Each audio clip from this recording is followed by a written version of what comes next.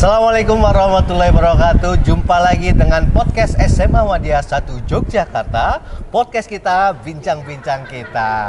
Baik kawan-kawan SMA Muhammadiyah 1 Yogyakarta, pada episode kali ini kita akan bincang-bincang tentang kegiatan pasukan inti atau seringkali ada akronim PASTI. Nah, bagi kawan-kawan SMA Muhammadiyah 1 Yogyakarta ataupun bahkan alumni, pasti sudah tidak asing dengan yang namanya PASTI di SMA Muhammadiyah 1 Yogyakarta. Dan seperti biasanya, pada pertemuan kali ini tentu ada narasumber yang akan menemani saya untuk bincang-bincang.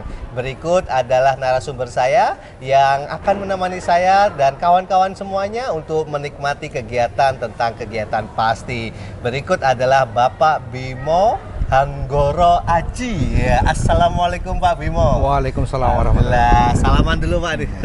Makin lama makin awet muda kawan-kawan. Sehat-sehat ya Pak. Alhamdulillah. Alhamdulillah. Nah, beliau adalah Bapak Bimo adalah salah satu instruktur guru PASTI ya Pak ya. Yeah. Ekstrakurikuler pasukan inti atau pasukan baris berbaris di SMA Muhammadiyah 1 Yogyakarta. Nah, kawan-kawan SMA Muhammadiyah 1 Yogyakarta tentunya aksesibilitas ataupun peran dalam pasukan inti ini selalu ada di setiap waktunya. Salah satunya di setiap hari Senin, lalu ada juga di kegiatan kemerdekaan, hari bahkan upacara-upacara nasional. Nah, beliau Bapak Bimo berkenan untuk berbagi dengan kita semua kawan-kawan untuk menceritakan bagaimana sejarah atau jejak pasukan inti di SMA Muhammadiyah 1 Yogyakarta. Nah, Pak Bimo, ini kan kita punya podcast nih Pak. Yeah. Kita ingin berbagi informasi bahkan pengalaman-pengalaman. Saya sampaikan terima kasih Pak sudah berkenan menjadi narasumber kami dan izin untuk menyampaikan informasi-informasinya Pak terkait mungkin sejarah pasukan inti dulu bagaimana. Dan teman-teman, kawan-kawan, ini menarik sekali karena Pak Bimo ini adalah alumni SMA Muhammadiyah 1 Yogyakarta. Tahun berapa Pak? Tahun 90. Tahun 90. Dan sudah mengenal kegiatan baris berbaris mungkin SMP ya Pak ya? SMP sudah mulai. SMP sudah mulai berkembang lagi di SMA MUI ini. SMA Muhammadiyah 1 Yogyakarta langsung berkembang. Ya, berkembang karena kebetulan alhamdulillah saya dipercaya untuk mewakili SMA MUI untuk menjadi duta Paskibraka. Alhamdulillah juga masuk tingkat provinsi. Duta Paskibraka serta anggota Paskibraka Pak. Provinsi. Tingkat provinsi Daerah Istimewa Yogyakarta tahun 90 ya Pak ya. 88 Pak tugasnya. 88 Pak. Masih muda Pak. Ya, umur 17 tahun. 17, bahkan saya belum lahir kawan-kawan. Luar biasa sekali. Beliaulah alumni SMA Muhammadiyah 1 Yogyakarta dan pada tahun 88 juga mendapatkan anugerah Duta Paskibraka ya Pak ya di tingkat Provinsi Daerah Istimewa Yogyakarta. Keren kan kawan-kawan? Mari kita tanya-tanya dulu nih Pak, selain mengajar pasukan inti di MUI, aktivitasnya apa dulu Pak ini Pak? Biasanya kan kalau narasumber kami itu kita tanya-tanya dulu Pak. Pagi biasanya itu melatih apa? Sore masih ngelatih juga? Jangan-jangan sampai malam nih Pak? Kalau kebetulan, karena saya kebetulan alumni MUI, sementara ini juga aktif di pengurus IKAMUI. IKAMUI, Ya. Ikatan Kalau alumni SMA Muhammadiyah 1. Alumni SMA Muhammadiyah 1. Kebetulan juga bagian dari pengurus organisasi. Jadi selama ini sibuk, juga kemarin habis dari teman-teman dari alumni MUI, biker juga touring ke Jawa Tengah. Touring guys. Touring. Sebenarnya selain itu kalau hari Senin seperti biasa upacara, kemudian dari Jumat melatih upacara, hari Seninnya juga ekstrakurikuler. Iya, itu kawan-kawan betapa padatnya Pak Bimo untuk mengikuti kegiatan dan ikut membimbing. Bahkan kalau bisa dibilang ini bukan adik-adik tingkat lagi nih Pak, cucu-cucu tingkat Pak. Nah ini kalau kita ngambil gambarnya kan kita sekarang ada di kursi hijau. Ini jarang-jarang loh lihat Pak Bimo itu lenggah atau duduk di sini kawan-kawan. Karena kawan-kawan yang kita ketahui selama ini Pak Bimo itu kalau ngelatih pasti keliling, mendampingi setiap peserta didik dalam suatu wacana baris berbaris, dalam suatu gerakan-gerakan, dan beliau tidak pernah duduk kawan-kawan, pasti berdiri. Ini jarang-jarang lihat Pak Bimo itu duduk di kursi hijau ini.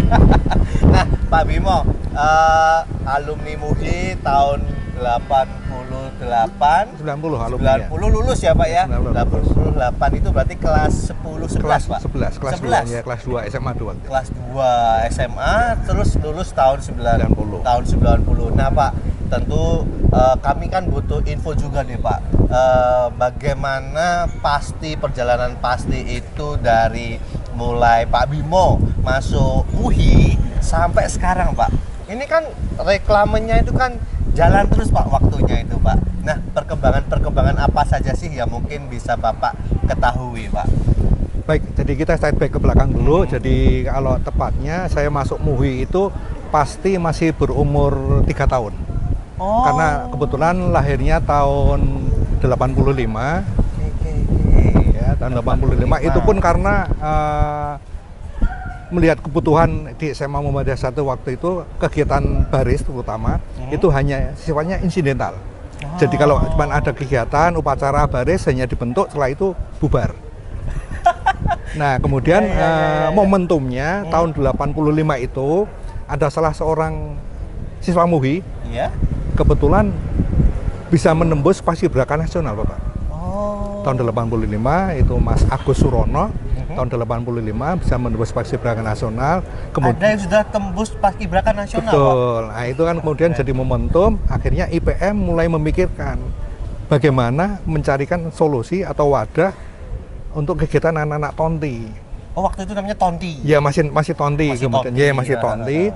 Kemudian waktu itu ada acara perkemahan IPM, diikuti oleh 4 kegiatan, Tapak Suci, Pramuka, dulu masih namanya Pramuka ya Pak ya, kemudian MPA atau MUHI Pencipta Alam yang sekarang berganti namanya Falahi, dan satu lagi KIR. Kelompok ilmuwan remaja. Kemudian waktu itu ada kemah bersama, kemudian ada ide atau inisiatif bagaimana kalau IPM membentuk suatu wadah kegiatan resmi untuk anak-anak tonti. Akhirnya tanggal 23 Februari dicanangkan hari kelahiran pasukan inti. Mulai saat itu juga namanya tahun 85 namanya berganti dari tonti menjadi pasukan inti atau disingkat pasti. Tahun itu juga Pak? Tahun 85. Kemudian saya masuk, alhamdulillah juga prestasi baris dan paskibraka selalu kita stabil ya, konsisten, selalu ada perwakilan. Tahun 88 saya menjadi paskibraka, kemudian paskibraka provinsi, tahun 90 saya lulus. Kebetulan sewaktu saya menjadi paskibraka ada ilmu yang saya dapatkan dari menjadi paskibraka, kemudian oleh sekolah diminta untuk menjadi koordinator waktu itu Pak. Wah, tahun 80. Tahun 88 itu menjadi koordinator di MUHI, jadi mulai ngelatih adik kelas. Alhamdulillah Bapak waktu itu prestasinya juga nggak begitu mengecewakan, kita selalu bisa masuk 3 besar untuk lomba baris. Wah itu keren, bukan tidak mengecewakan. Karena waktu itu hanya yang SMA negeri yang selalu mendominasi juaranya, kita swasta yang selalu bisa menyodok di atas. Itu lokasinya berarti waktu Bapak mulai ngelatih itu sudah di sini Pak? Sudah di daerah AM Sangaji? Sudah di sini Bapaknya, karena tahun 88 MUHI sudah kan boyongan, jadi kita punya tempat yang representatif untuk latihan upacara, latihan baris, dan untuk kegiatan paskibraka semuanya didukung. Ini langka ya kawan-kawan ya, artinya infografis sejarah kita tentang pasukan inti ternyata sedemikian peliknya kawan-kawan, dan salah satu yang masih visioner, yang masih bergelut dalam dunia pasukan inti, beliaulah Pak Bimo kawan-kawan, sampai detik ini Pak, 2023. Kalau dihitung itu sudah berapa tahun nih Pak? Tahun 90 ya Pak ya? Mulai 88 kalau resmi ya, tapi kalau saya resmi jadi pembina pasukan inti tahun 94, jadi hampir 30 tahun. 30 tahun kawan-kawan, 30 tahun. Jadi kalau kawan-kawan mau tanya tentang pasti, sama Pak Bimo.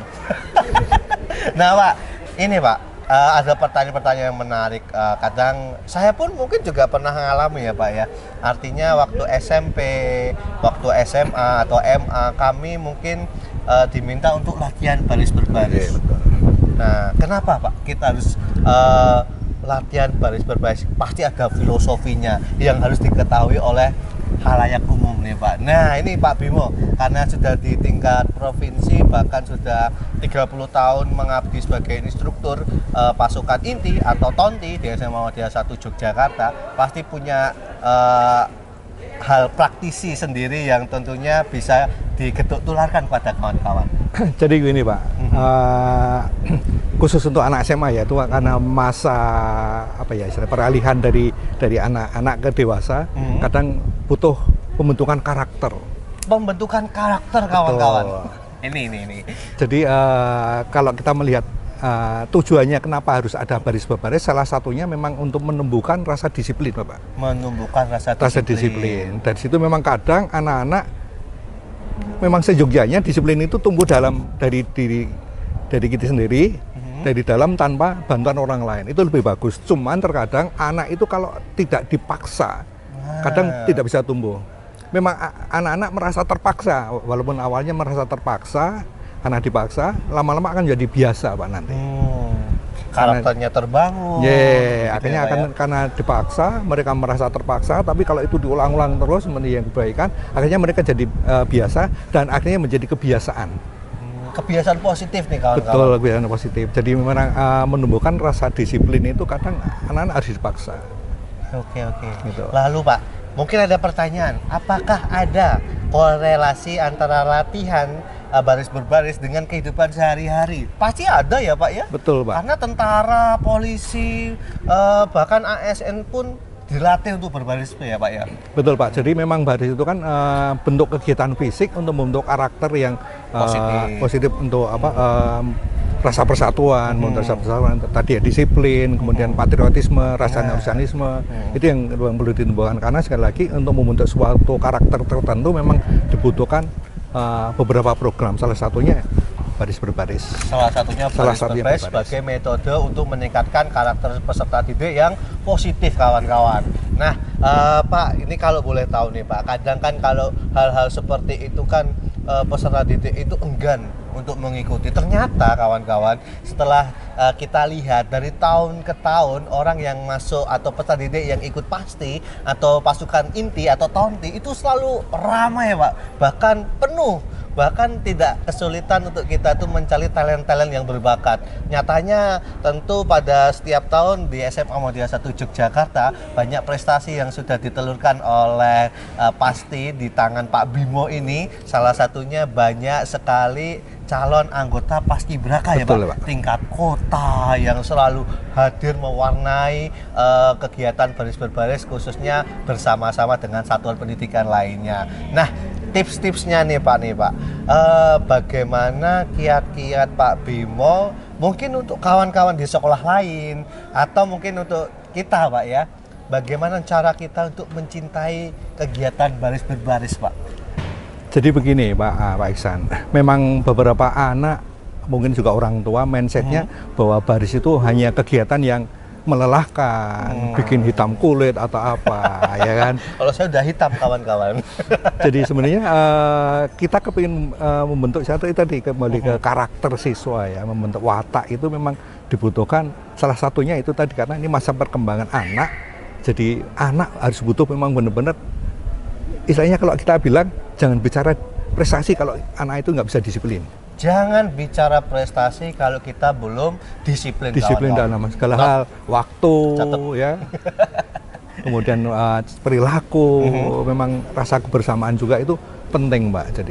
Jadi apa ya, mindsetnya kita memang harus orang tua juga harus sadar memang untuk membentuk sebuah karakter siswa itu butuh dukungan banyak dari banyak pihak, dari sekolah, dari orang tua, mungkin dari temannya juga, termasuk dari lingkungan. Karena memang dampak nilai pasti atau tonti ini luas ya Pak ya. Selain Betul. kita itu peduli dengan waktu, kita peduli dengan instruksi, kita juga tidak individual, artinya kan kekompakan ya Pak ya. Kompak, jalan bareng, guyup, gotong royong. Nah disitulah tonti itu berperan penting untuk membentuk karakter secara tidak langsung Yeah, arahnya membentuk nalurinya ke sana, kebersamaan, itu ya. isinya terdidik di situ ya Pak ya. Dan kiat-kiat yang disampaikan Pak Bimo itu adalah kita harus saling bahu membahu. Ini adalah kebiasaan yang baik kawan-kawan. Tidak bisa kita itu menilainya dari sisi-sisi ucapan-ucapan melelahkan, tidak bisa istirahat. Saya kira untuk generasi Z itu hal-hal seperti itu jangan diambil ya Pak ya. Hal-hal negatif seperti itu jangan diambil. Maka ikutilah kegiatan-kegiatan positif seperti pasti atau kegiatan Tonti di SMA Muhammadiyah 1 Yogyakarta.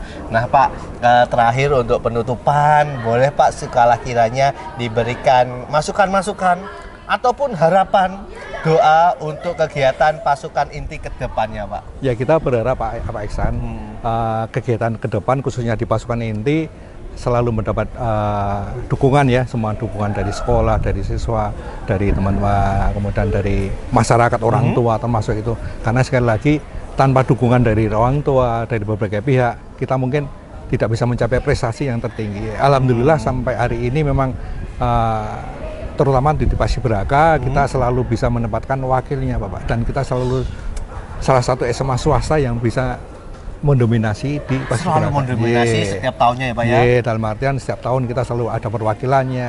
Itu tanpa dukungan dari berbagai pihak, jelas kita bukan apa-apa. Tentu orang tua juga bangga ya Pak kalau putra-putrinya itu bisa masuk di tingkat Paskibraka entah kota, kabupaten, bahkan provinsi. Iya. Karena untuk proses menuju ke Paskibraka itu tidak mudah karena tahapannya sangat panjang, butuh waktu yang sangat lumayan lama dari bulan Desember. Alhamdulillah besok ini kita juga mulai Pak Iksan seleksinya. Kemudian tugasnya bulan Agustus, jadi sekitar 8 sampai 9 bulan anak-anak benar-benar digojlok, dilatih oleh Paskibraka bentuk karakter. Tahun depan ya Pak ya, 2024 nih. Tahunnya 2024. Nantikan kawan-kawan penampilan pasukan inti SMA Muhammadiyah 1 Yogyakarta 17 Agustus 2024. Keren. Nah kawan-kawan, tidak terasa 10 menit sudah berlalu dan tentu banyak hal yang bisa kita ambil setelah banyak mendapatkan wejangan diskusi dari Bapak Bimo yang sudah berkenan meluangkan waktunya di tengah kesibukan beliau.